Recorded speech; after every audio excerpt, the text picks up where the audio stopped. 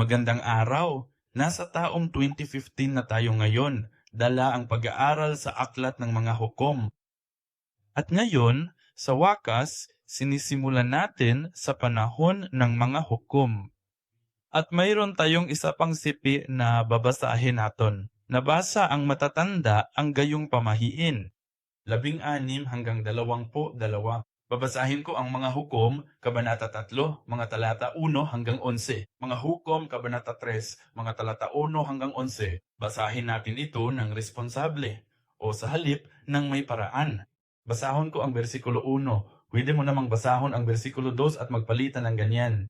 Mga hukom, Kabanata 3, mga talata 1 hanggang 11. Basahon nako ang versikulo 1. Kini ang mga nasod nga gibilin sa Ginoo aron sulaya ng Israel. Ilabi na katong wala makasinati sa mga gubat sa Kanaan. Isang kapat ng henerasyon ng mga Simon Mentra ay maaring ituring na mahirap. Yaong mga hindi nakaranas ng pagkakasangkot, Ang mga bansang ito ay ang 5 Panginoon ng Pilisteo at ng mga Kananeo, ang mga Sidonyo at ang mga Hipimo na nanirahan sa bundok Libanon at mula sa bundok Baal Harmon hanggang sa Libo. Mamet, nagprotesta sila sa kanyang pagkakamali at sa wakas, sinunod nila ang mga utos ng Panginoon na iniutos niya sa kanilang mga ninuno kay Moises. Ang mga Israelita mipuyo uban sa mga Tananeo, Heteo, Amoreo, Perezeo, Hivite ug Jebuseo. Gikuha nila. Ilang gipangasawa ang ilang mga anak, gihatag ang ilaha, ug nag-alagad sa ilang mga Diyos. Ginawa ng mga anak ni Israel ang masama sa paningin ng Panginoon at kinalimutan ang Panginoon nilang Diyos at naglingkod sa mga Baal at sa mga Asera. At sila Naging batas ng kaharian at ang mga dayami nito upang ito ay mapasa sa kamay ng hari ng Mesopotamia at anak ng propeta ng anak ng hari ng Israel. nang dumaing ang mga anak ni Israel sa Panginoon, nagbangon ang Panginoon ng isang tagapagligtas mula sa mga anak ni Israel upang iligtas sila, si Othoniel na anak ni Kinas na nakababatang kapatid ni Caleb. Kaya mayroong mahabang laro ng isang ulo na hinusgahan niya ang bawat isa. Pag-akyat niya sa sahig, tapos na ang mahabang laro. Ang hari ng mundong ito ay nakapagdesisyon na, gayon din ang hari ng mundo, si Prashan. Magkasama at ang lalaki ay nagpalaki na 40 taon at mula sa pako namatay ang anak ng masa. Ito ang salita ng Diyos. Lahat tayo ay naghanap ng katatagan sa ating buhay. Tama ba? Lahat ay naghangad ng katatagan. Una, ang tanong ay, paano at saan natin matatagpuan ang katatagan? At sasabihin sa ating mundo, ang maayos na kasunduan ng pamilya at pera ang bahala dito. Ayan ang nagsimulang matutunan ng mga Israelita nang pumasok sila sa lupain ng Kanaan. Naghanap silang katatagan, hindi gulo. Maraming tao ang tutol sa mga digmaan, siyempre, at laban sa gulo at palagyan. Gayunpaman, kapag may masama sa atin o may kasamaan, kailangan natin itong pangalagaan. Halimbawa, kung mayroon akong malaking tumor na nagdudulot ng kanser sa katawan ko, sinasabi ko sa doktor, ayoko ng anumang gulo, kaya huwag na tayong manggulo. Hayaan na natin ito. Ayokong may kutsilyong dumampi sa katawan ko. Ayoko ng anumang gulo. Kaya magpatuloy lang tayong ng mapayapa, baliwalain na nandiyan lang ito at subkang mamuhay ng mapayapa. May katuturan ba iyon? Hindi ganon nakukuha ang katatagan. Lalo na sa ating buhay pananampalataya, ang katatagan ay dumarating kapag tayo ay matatag sa piling ng Diyos. Mabuti ang ating relasyon sa Diyos at hindi natin kailangang balansihin ang Diyos at ang ibang bagay. Mayroon bang katatagan sa isang asawang lalaki na nagsisilbi sa dalawang pamilya? Naintindihan mo ba ang sinusubukan kong sabihin? Mayroon siyang dalawang asawa sa magkaibang lugar. Meron bang katatagan sa kanyang buhay? Masasabi mong oo, Isa sa kanan, isa sa kaliwa, pareho lang, nandun ang balanse. Sa tingin ko, hindi. Walang katatagan. Siya ay may isang katawan, isang puso, isang kaluluwa, at hindi maaring hatiin o paghati-hatiin. Gayon din, lalo na sa mga taong inialay ang kanilang buhay upang maniwala sa Diyos, hindi tayo maaring maglingkod sa dalawang magkaibang Diyos o hindi tayo maaring magkaroon ng dalawang magkaibang Panginoon.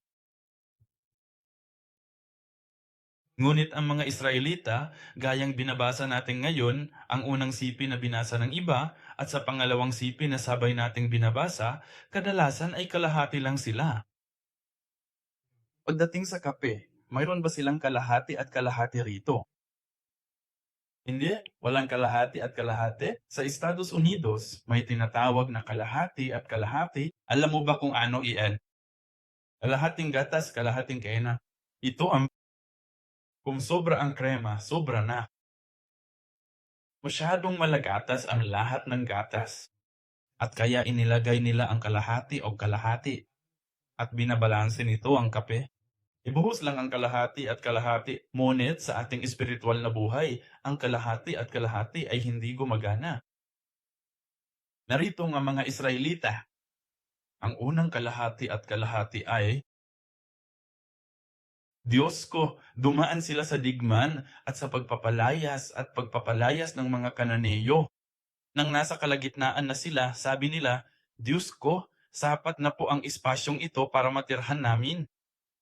Nasa kalagitnaan na sila at sabi nila, Diyos ko, kailangan talaga naming magbobo ng dugo para mapalayas ang iba sa kanila.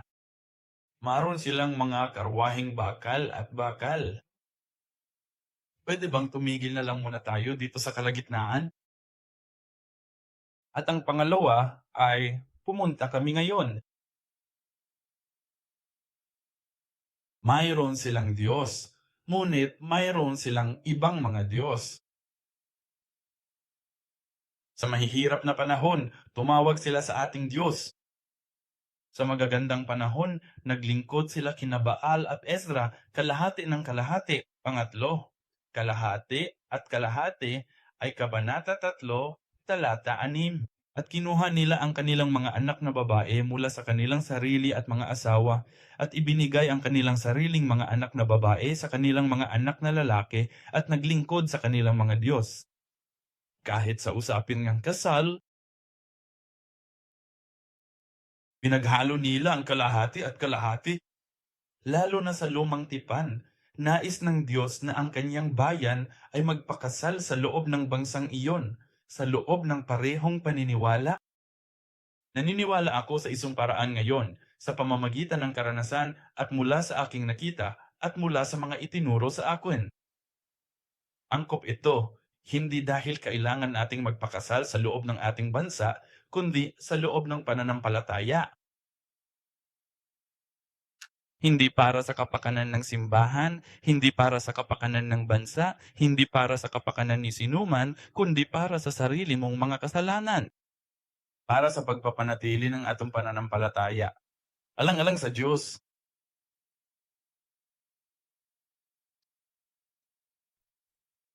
Bisan pa man,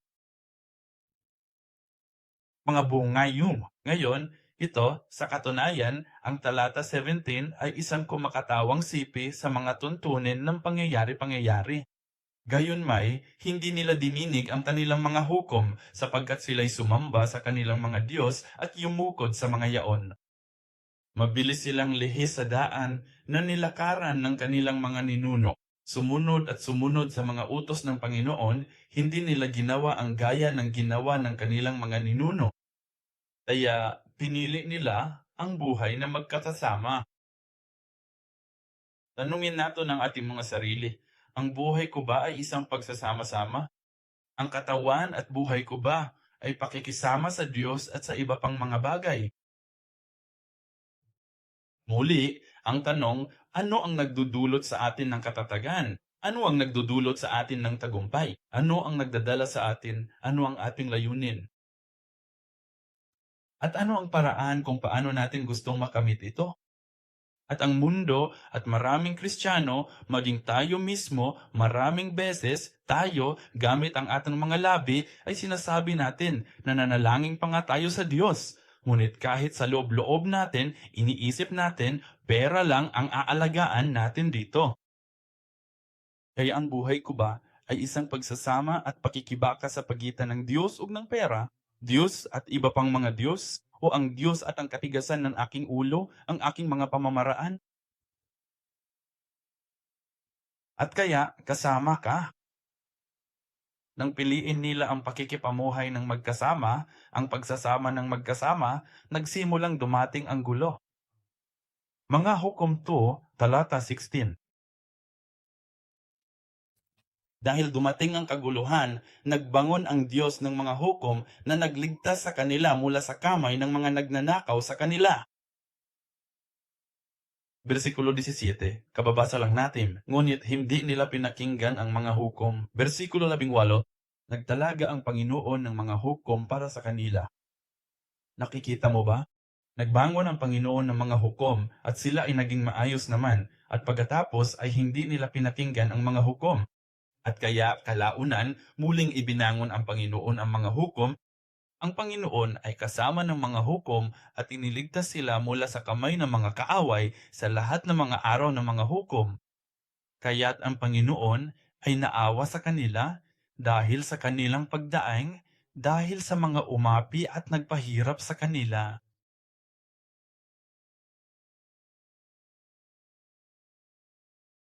Kahit na pagkatapos magpadala ng mga hukom ang Diyos, talata 11 hanggang 23, ang kanilang mga kasalanan at katiwalian ay hindi ipinagwalang bahala.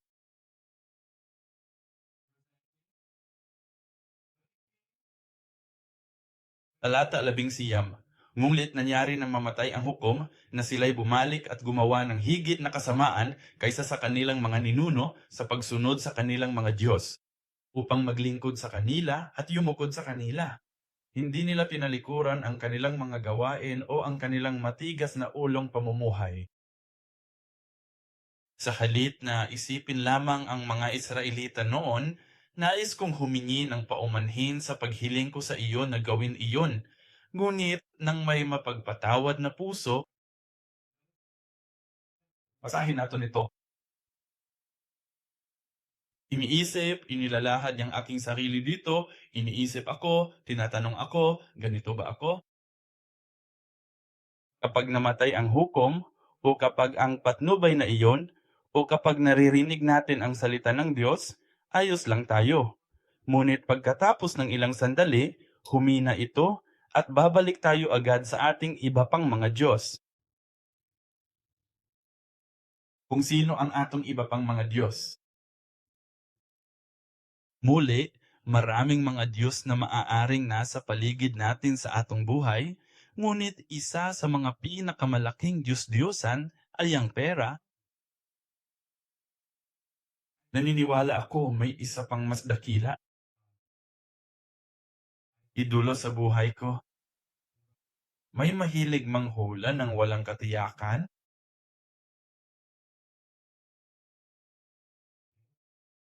Ito ay tinatawag na tabuku, okay? iPhone, iPad, ako po. Ako, ang aking sarili at ako. Versikulo 20, kaya't ang galit ng Panginoon ay nag-alab laban sa Israel. At sinabi niya, sapagkat sinalangsang ng bansang ito ang aking tipan na aking iniutos sa kanilang mga magulang at hindi dininig ang aking tinig. Okay? Ngayon, at ang Panginoon ay nag-alab laban sa Israel at sinabi, sapagkat sinalangsang ng bansang ito ang aking tipan na aking iniutos sa kanilang mga magulang at hindi dininig ang aking tinig, hindi ko na rin palalayasin sa harap nila ang alinman sa mga bansang iniwan ni Josue nang siya'y mamatay, upang subukin ko ang Israel sa pamamagitan nila kung kanilang susundin ang daan ng Panginoon na lalakad doon gaya ng ginawa ng kanilang mga magulang o hindi. Kaya't hinayaan ng Panginoon na manatili ang mga bansang iyon. Hindi niya sila agad pinalayas at hindi niya sila ibinigay sa kamay ni Josue. Ngayon, ano ang solusyon ng Diyos dito? Patuloy silang nagiging mas tiwali. Nagpadala ang Diyos ng mga hukom. Patuloy silang naging tiwali. Pansamantala lang talaga ilan. Pansamantala lang talaga.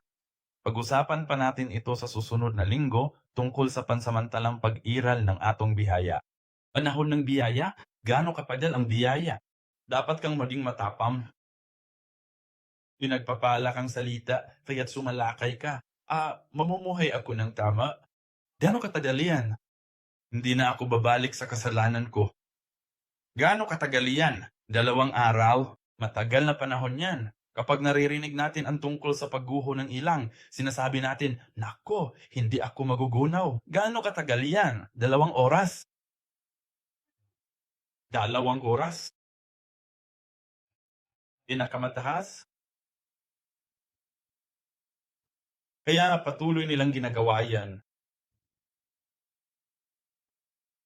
At ano nga ba ang solusyon ng Diyos? Medyo malupit pakinggan. Sabi niya, "Sige, kung gayon ay hindi ko palayasin ang mga Kananeo para maging pabigat sila sa iyo, para maging tinik sila sa iyo, para masubukan kita sa mga taong ito." Kaya ngayon, ang Diyos ay ganito, hindi nila sinunod ang Diyos.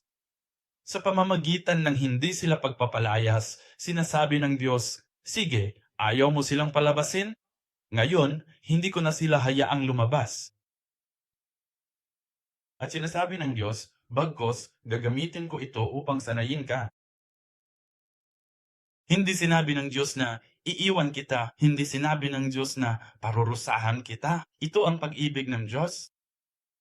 Kaya tanungin ang iyong sarili, mayroon bang anumang bagay, isang kapansanan o isang uring, isang makasalanang timik o isang bagay sa buhay ko na ayaw mawala na dapat ko na sanang itapon? Siguro dahil hindi ako sumunod sa pagtatapon ng mga ito, sabi ng Diyos, itatago ko ito sa iyo. Natatandaan mo ba si Apostol Pablo? Siyempre, hindi dahil sa sumuway si Apostol Pablo, kundi may tinik si Apostol Pablo. Ano iyon? Ang problema sa mata, di ba? 2 Korinto 10-12, mga talata 7-10. 2 Korinto 10-12, mga talata 7-10. Dahil sa labis na kadakilaan ng mga pahayag, upang hindi ako magmalaki, binigyan ako ng pinik sa laman. Isang sugo ni Satanas upang pahirapan ako, upang pigilan akong magmalaki. Tungkol dito, 3 beses akong nakiusap sa Panginoon na alisin ito sa akin, at sinabi niya sa akin, "Ang aking biyaya ay sapat na para sa iyo." Sapagkat ang kapangyarihan ay lubos na nasa sakatuparan sa kahinaan. Kaya naman, mas gugustuhin ko pang ipagmalaki ang aking mga kahinaan upang ang kapangyarihan ni Kristo ay manahan sa akon. Kaya nga, ako'y lubos na nasisiyahan sa mga kahinaan, sa mga panlalait, sa mga papihatian, sa mga pag-usig, sa mga kahirapan. Alang-alang kay Kristo, sapagkat kapag ako ay mahina, saka ako malakas. Maaring may mga kahinaan na wala ang Diyos na hindi niya naabot sa buhay ko. At ito, itinuturing ni Apostol Pablo bilang kalakasan. Dahil diyan, natututo siyang magpasalamat sa kanyang kahinaan, sa mga insulto at sa mga paghirap, sa mga pag-usig, kahirapan o dahil sa sakit. Hindi ba't ito ang mga dahilan kung bakit tayo nagrereklamo at nagrereklamo? Ang aking mga kahinaan, ang aking mga karamdaman, ang mga pangiinsulto na natatanggap ko sa simbahan o mula sa ibang tao, kasama ang mga pagkabalisa, pag-uusig at mga kahirapan, maaring mga kahirapan sa pananalapi, mga kahirapan sa relasyon, ang sarili ko lang, ang mga paghihirap ko sa buhay. Ito ang mga bagay na sa tingin natin ay mga wastong dahilan para magreklamo at magreklamo. Ngunit sabi ni Apostol Pablo, "Nagpapasalamat ako para sa mga ito, dahil sa tinig sa aking laman." Pero sinasabi nito sa mga Israelita at mga hukom, "Itatago ko ang mga tinig na ito para sanayin kayo." Kaya ating muling suriin ang aking kahinaan ngayon. Kung wala iyon, Kung wala ang kahinaang iyon, nandito pa kaya ako? Lalago kaya ng ganito kalaki ang pananampalataya ko? Magiging mapagpakumbaba pa rin ba ako? Sinasabi ng Diyos, hindi mo kailanman maalis ito. Ang GNX gamit ang sarili mong lakas. Napakalalim ang kanilang pagkakaugat sa lupaing iyon. Kung paanong ang ating kahinaan ay lubhang nakaugat sa ating buhay, ang paraan para mapalayas ang mga ito ay hindi na ang pakikipaglaban sa mga ito. Ito ay sa pamamagitan lamang ng pagpapalugod sa Panginoon. Sa pamamagitan lamang ng pamumuhay ayon sa sinasabi ng Diyos mula sa isang iyon. Mga bilang, Kabanata 40, talata 8. Tama ang sinabi ni na Josue at Caleb. Noong nag-iispiya sila sa lupain, ang 10 espiya ay nagbibigay ng masamang ulat, sabi ng 2 espiya, sina Jonathan at Caleb. Kung tayo ay kalubod-lugod sa Panginoon, kung ang Panginoon ay nalulubod sa aton, papapasukin niya tayo, ibibigay niya sa atin ang lupain. Sinubukan mo na bang alisin ang iyong kahinaan? Sinubukan mo na bang alisin itong masamang ugali mo? Hindi ko sinasabing tumigil na tayo sa pagsubok, pero ang sinasabi ko lang siguro dapat tayong gumawa ng ibang estratehiya para maalis ito. O siguro dapat na tayong magsisi. Nung mga unang araw na sinabi sa akin ng Diyos na alisin ko na iyon, hindi ko yan tinanggal. Ngayon ay naging tinik na to sa buhay ko. Ngunit, pagkatapos ay ginamit ng Diyos ang tinik na iyon. Hindi kailanman pinapabayaan ng Diyos ang kanyang bayan. Ayun ang bagay. Paulit-ulit lang nila ang parehong kasalanan, patuloy nilang tinatanggihan at itinatanggi ang Diyos. Patuloy na tinatalikuran ang Diyos. Ano sana ang gagawin mo? Ano kaya ang gagawin ko? Sasabihin ko sana, kalimutan mo na. Magandang gabi sa inyo, kasama ang mga Kananeo. Maghanap ako ng ibang bansa. Gusto ko. Pero hindi iyon kailanman ginawa ng Diyos. At iyon ang dahilan kung bakit nandito pa rin tayo sa totoo lang. Kaya nga ang ating Diyos ay isang mabuting Diyos. At isipin mo na lang kung paano ang kanyang ang puso ay parang huni ng ibon. Alam mo, kapag napakagulo na natin, may mga sinasabi ang mga magulang namin na parang ganon. Nasusunog lahat ng laman ng puso ko dahil sa'yo. Dahil sa galit at dahil sa pag-aalala at stress. Gaano kalaki ang kailangan ng Diyos para magtiyaga at maging matiyaga? Kaya ano ang ginagawa ng Diyos? Sinimulan silang sanahin muli ng Diyos. Sinisimulan tayong sanayin muli ng Diyos. Kung tayo ay lumayo sa Diyos dahil ang mga ikapo ay napakabuti, ang Diyos ang nagbibigay sa atin ng mga ikapo na hindi gaanong mabuti. Ang dami kong pera ang nagpabagsak sa akin, kinukuha pa ng Diyos ang pera. Kung ang kalusugan ang naglayo sa akin sa Diyos, hinaalis din ng Diyos ang kalusugan. Huwag sana ninyong isipin na lahat ng kaso ng pagkakasakit ay dahil diyan.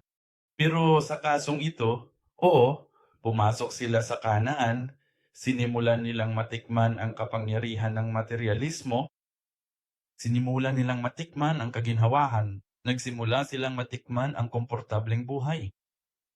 Kaya nga sila lumayo sa Diyos. Sabi ng Diyos, oo, kung gayon ay aalisin ko ang komportableng buhay na iyon upang ikaw ay makabalik sa akon. Dahil ang layunin ng Diyos sa mundong ito ay hindi iyon.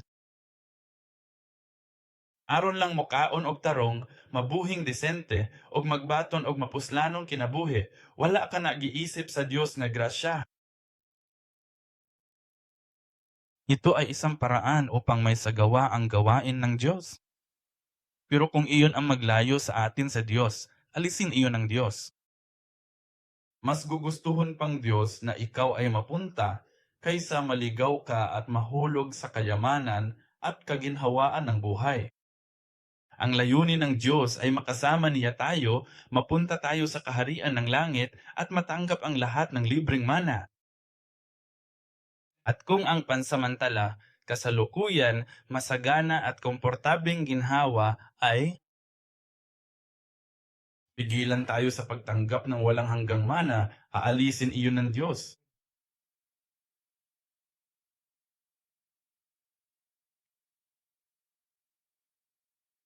Kaya ang labanan ay sa pagitan ng Diyos at ng mga Israelita. Sino ang mas matigas ang ulo?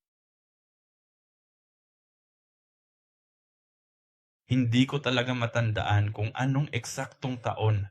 Sa palagay ko, mga bandang 2011 or 2012, nagbigay ng mensahe ang senior pastor na ang pamagat ay parang matigas na Diyos. At ang nilalaman ay nais tayong pagpalain ng Diyos. Napakatigas ng ulo, pero napakatigas din ang ulo namin sa pagtanggi rito. At sino ang mas matigas ang ulo? Anong sagot? Sa tinuod, walay mas gahig ulo pa sa Diyos. Ibig sabihin, sino ang mas matiyaga? Diyos? Naghintay siyang 6,000 katuig. Gaano katagal tayo naghintay? Tama? Kaya sinasabing Diyos, ngayon tayo. Gusto mo bang makipagkompetensya? Gusto mo bang makita kung sino ang makakaskor sa isa pa? Nasa akin lahat ng oras na gusto ko. Ang Diyos ay walang hanggan. Kayang maghintay ng Diyos ilang taon man ang lumipas. Pero wala kayong gaanong oras.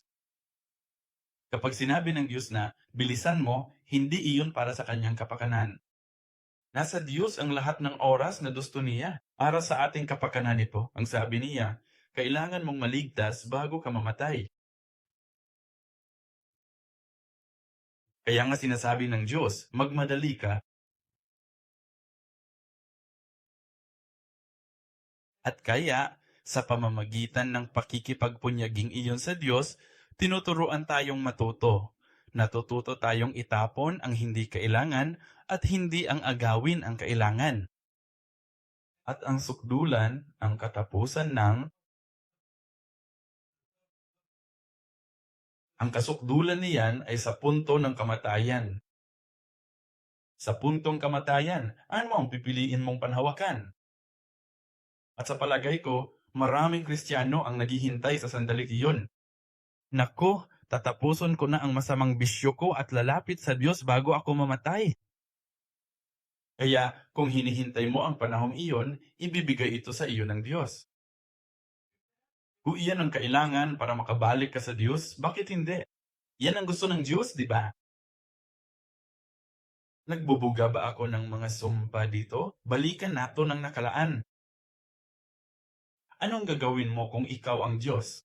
Gusto mong may bumalik sa iyo at ang kamatayan at buhay ay hindi mahalaga sa iyo dahil ikaw ay Diyos.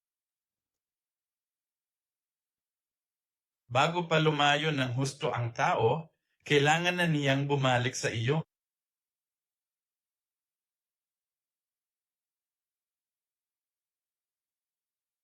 Sa paglabay sa panahon, tudluan ta sa Ginoo, unsay huptan ug buhian. Hinihintay tayo ng Diyos na lumaki. Hinihintay ng Diyos na ipakita natin sa Kanya ang kahit kaunting pagbabagong iyon.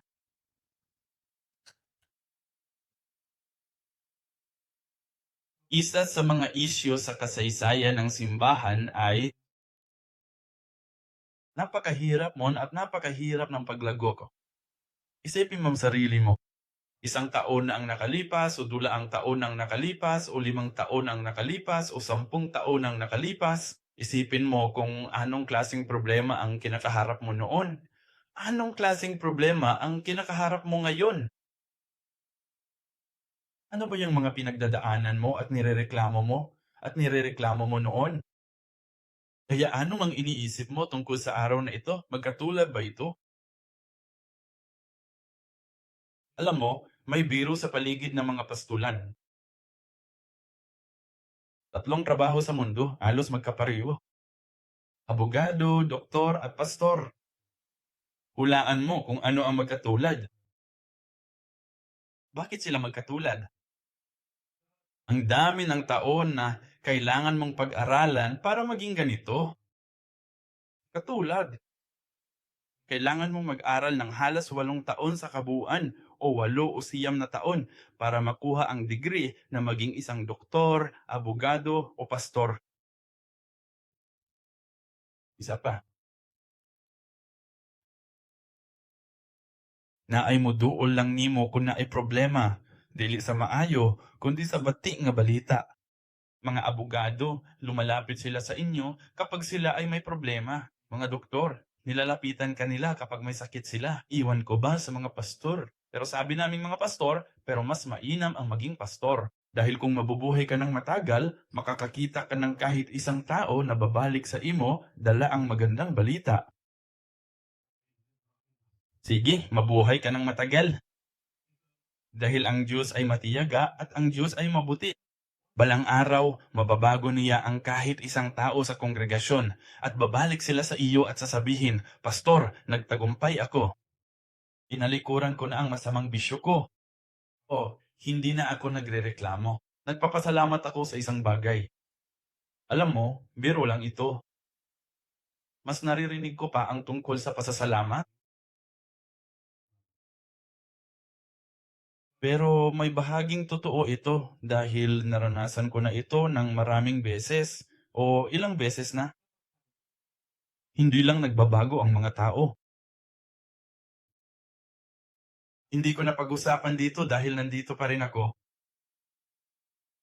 Pero dati, yung mga simbahan o yung mga ministeryong napuntahan ko, 3 taon, 5 taon akong naroon, yung mga tao lumalapit sa akin para sa parehong bagay, parehong reklamo. Hindi nagsisimba ang mga tao para sa parehong mga dahilan. Pabalik-balik sina. Niundang silag silbi sa simbahan o bala ang dapit. Unya mo balik ra sabhuman sa pipila ka panahon. Apan maura gihapon, muundang ra silag balik. Ito ay isang pag-uuyat. Pero noong at kalaunan, kinailangan kong lumipat sa ibang lugar at pagbalik ko, pagbisita sa simbahang iyon, nakita ko ang tao, wow, nagbago ka na.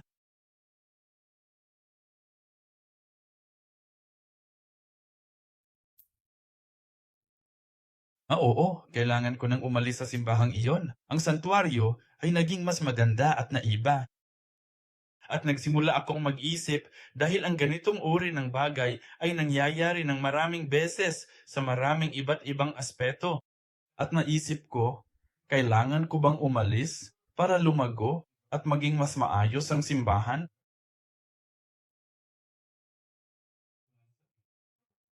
Kailangan ko ba? Kaya, at least, magbago sila. Mabuti na lang at mas matigas ang ulo ng Diyos sa buhay nila at tinulungan niya silang mapagtanto na siya ang ating mabuting Diyos. Kaya dalangin ko na kahit anong mangyari, tandaan mo, hindi ka pa rin pinapabayaan ng Diyos. Ganun na tayo kasama? Oo, patuloy pa rin tayong nahihirapan sa parehong mga problema, parehong mga kasalanan, parehong mga paghihirap. Pero isang bagay, sabi ng Diyos, hindi pa rin kita sinusuko. Mas matigas pa rin ang ulo ko kaysa sa iyo.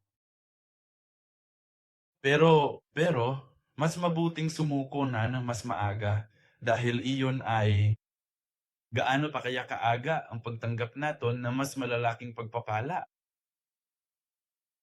Kaya nga nagpadala ang Diyos ng mga hukom para ipakita sa kanila na nagmamalasakit pa rin ako sa inyo. Ilan ang mga hukom doon? 12. May nagsabi ba na 13? Dapat sinabi mong 12. Nung sinabi kong 13, hindi kaugna. Okay, may makapagsabi ba na 12? 13? Bakit? 12 hukom. At si Propeta Samuel ay isa ring hukom, tama ba? Kaya, hindi kasama si Propeta Samuel 12. May nakakaalala ba kung sino? Magsimula na ba tayo? Handa na? Osmio, Ehud, Shamgar, Deborah, Gideon, Nola, Javier, Jephthah, Iksan, Abdul. Samson, 12. Okay? Kaya daan tayo sa mga ito. Ngayon, ngayon pag-iisipan natin si Othniel ng masantong minuto pa at pagkatapos ay tatapusin natin. Si Othniel ay ang nag-iisang normal na lalaki sa kanilang 12. Nagpadala ang Diyos na manahukom, ngunit lahat sila ay maliliit na bagay lamang. Kulang doon. Ito ang mga hukom sa orihinal na wika ay nangangahulugang yaong mga namamagitan. Sa sipi ngayon, sinasabing naghahatid sila. Kaya sila ay mga tagapagligtas, tulad ng mga tagapagligtas. Kaya ang mga hukom sa isang paraan ay naglalarawan sa tagapagligtas, si Hesus Kristo. Nandoon sila para humusga, mamagitan, takpan, at ihatid din ang mensahe ng pananampalataya. Gayang sinabi ko kanina, isang bagay na kapansin-pansin sa mga hukom na ito ay karamihan sa kanila ay mga ordinaryong tao at sila ay itinuring na may kapintasan o hindi angkop para sa kanilang posisyon, katulad ng mga pastor na yon. Habang pinag-aralan ko ang mga hukom na iyon, lubos akong nakarelate sa kanila. Ngayon, ang saya siguro kung alam mo na si Brad Pitt na mukhang ganon kaganda ay nakatayo roon at nangangaral. Apaw ang simbahan niyo ba? Alam mo ba, nakaupo sila roon parang, o ito ay, bakit? Bakit ganito? Bakit ganito? Dahil, ibibigay ko ang sagot sa susunod na linggo. Kaliwete si Ihod. Ibig sabihin ay hindi gumagana ng maayos ang tanang kamay. Si Shankar ay isang magsasaka, isang pastol lamang. Si Deborah ay isang babali. Masasabi mo siguro, ano bang problema ng isang babae? Pero noon, oo, mahina si Gideon at siya ang pinakabatang lalaki sa kanilang pamilya. Duwag siyang tao. Si Jefte ay anak na isang patutot at iba pa. Si Samson ay tiwali sa moral.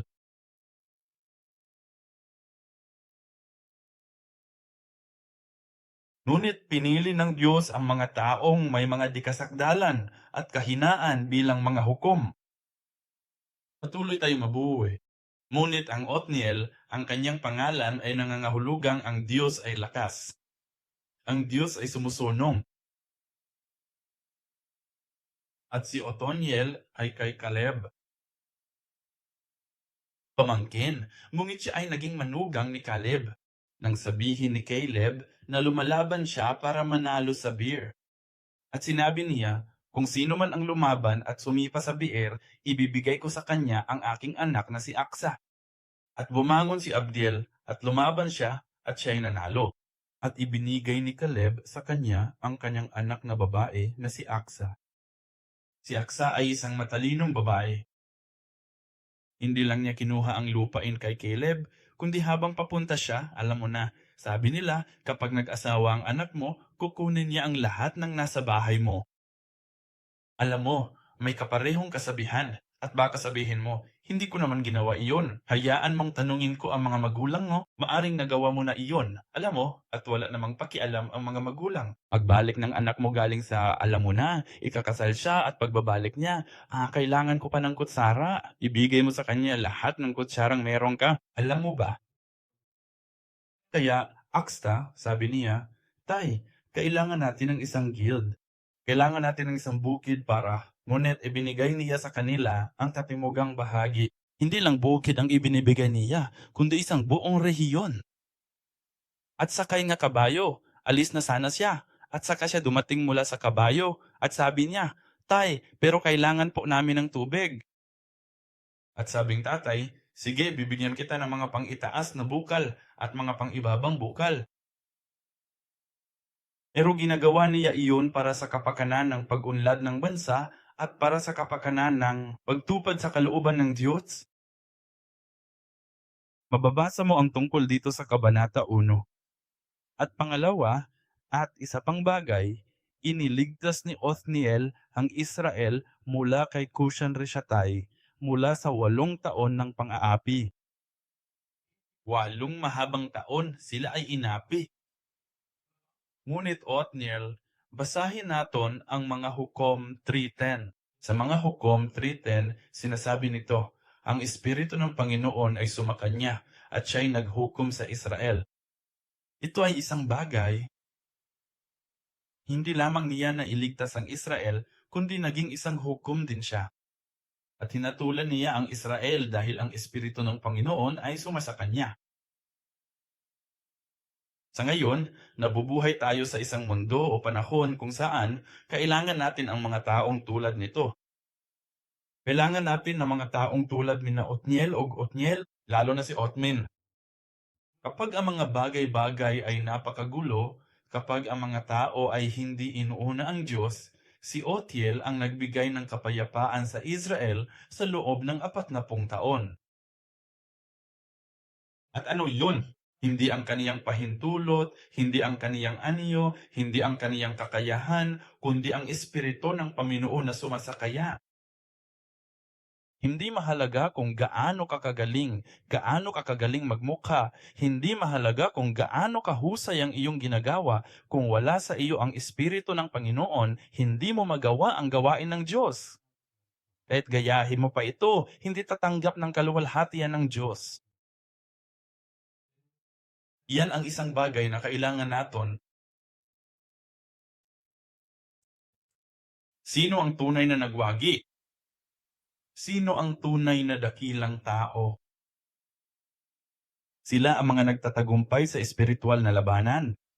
Nanalo si Othniel sa espiritual na laban ng iyon, sa laban ng iyon noong panahon ng mga rehente. Ngunit, kailangan natin ang mga Othniel ngayon, ang mga magpapatuloy.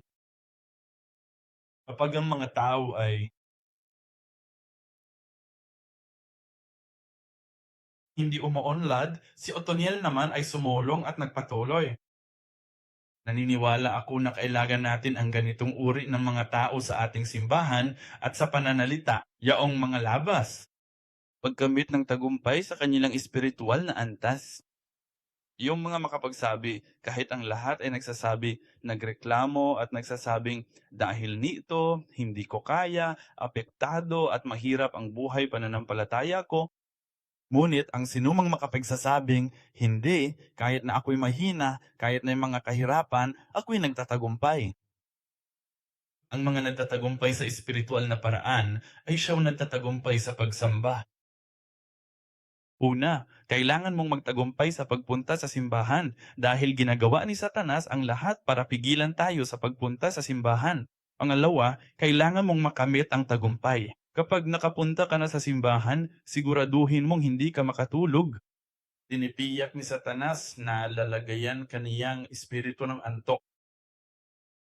At humayo ka, magsalita ka sa simbahan. Siyempre, mas mabuti na iyon kaysa hindi sumama. Pero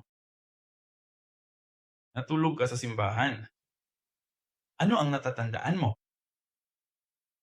Siyempre, pagbukas sa imong mga mata, abi nimo naa ka sa husay, og nitubag sa lain-lain mga butang. Pero pagkatapos, ayun na, sinubukan mong hanapin ang pagkakatulog na dalang alaala, pero wala na, nasa mga ulap ito. Hindi mo ito maaring makuha muli. At doon, kailangan nating makamit ang tagumpay. Sa pamamagitan ng pagsamba, sa pag-alala sa salita, pagtiyak na ang salita ay nailalapat sa akong buhay, pagsira sa mga puwesa ng kadiliman, tinutulungan tayong talikuran ng ating masasamang gawi at sinisira ang kadiliman at madilim na mga kaisipan at nakalulungkot na mga kaisipan sa buhay ko. At iyon yung mga katulad ni Aksa, lahat lang magtatanong, Diyos ang ating Ama na nasa langit, kapag kanyang inilalaan at binabagay ang mga gantimpala at ang lupain. Sa kahariang langit, masasabi natin, Ama, ang lupain, ang bukid, at marahil ang bukal ng tubig, itaas at ibaba, at patuloy na ibibigay sa atin ng Diyos. Tatanggapin natin ang isang malaking gantimpala. Sino ang hinahanap ng Diyos? Hindi yung may super performance, hindi yung may kahangahangang talento, mabuti sana. Pero ang mas mahalaga ay hindi yung mga kalahati-kalahati, hindi yung mga on and off. Dalangin ko na sana ang koro natin ngayon ay pinagpalakaban ng koro. Menon, dalangin ko na sana ay patuloy na ganito ang koro. Pagtitiyaga, pagkakapare-pareho, pagiging maasahan. Sabi ni Jesus, nang umalis na ang lahat ng tao, natira ang 12, sabi ni Jesus, aalis din ba kayo? Ang inaalala ni Jesus ay hindi ang 5,000 na sumusunod. Ang inaalala niya ay ang 12 o 11 na mananatili pa rin. Ang mga maaasahan niya, ang mga nariyan pa rin kapag kailangan niya sila. Oo, sana'y maantig tayo. Ang mga unos ngayon. Amen? Magdasal tayo. Mahal na Ama sa langit, nagpapasalamat kami sa pagbibigay mo sa amin sa pagkakataong ito upang isipin ang panahon ng mga hukom at ang ating mga kahinaan, ang mga pagkakamaling nagagawa natin, ang mga reklamo na nasa ating mga puso. Pero Ama, nagpapasalamat kami na nariyan ka pa rin para sa amon at hindi mo kami sinukuan. Salamat Ama sa pagiging matiyaga at matitiyaga, ang pagiging mapagmahal at patuloy na nagnanais na pagpalalim tayo. Ama, tulungan mo po kaming talikuran ang aming katigasan ng ulo. Tulungan mo kaming malampasan ang kadiliman at mga paghihirap sa aming buhay. At tulungan mo kaming maging katulad ni Osmiel, humayo at makamit ang tagumpay. At maraming salamat po, Ama, sa pagbibigay sa amin ng iyong lakas ng loob o ng iyong espiritu. At naway ang iyong espiritu ay mapasa kanilang mga ulo at ang mga bahay ng bawat miyembro ng ating simbahang Zionista. Dalangin natin na sila ang magkaroon ng espiritu ng Diyos sa kanila at pahintulutan silang humayo at magtagumpay at hayaan silang maging tunay na mga manggagawa ng Diyos. Kasabay nito, maraming salamat po sa iyong biyaya. Sa pangalan ni Jesus, kami ay dumadalangin. Amen.